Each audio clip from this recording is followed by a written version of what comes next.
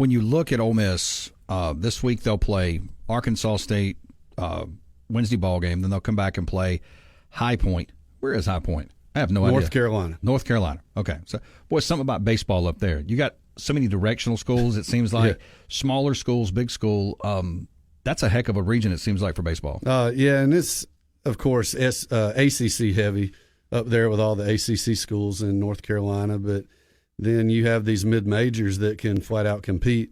Coastal Carolina, they North Carolina or South Carolina? I don't remember, but man, what a powerhouse baseball program they've had for several years. But you're right, that region of the country is loaded with talented teams. So with the 3-game set in Oxford versus High Point, and then they'll grab Little Rock next week, Missouri State, 2 midweek ball games, and then come back and take on Iowa. I would think by the time, and look, Iowa's ranked 18th in the country. Big Ten doesn't ever get taken seriously in baseball, but you do have to play 3-game set from a team from the Big Ten. So I think what I'm getting at is you want to see now, coming off a 2-2 clip against Hawaii, a run of games. I mean, High Point doesn't need to come in here and win a ball game or two. No. You don't need to lose to a Little Rock or Missouri State. By the time you get to Iowa, you need to kind of be on a run here. Yeah, you need to be clicking on all cylinders because that Friday night game against Iowa is going to be tough. Brody Brecht is one of the top pitchers in the country for Iowa.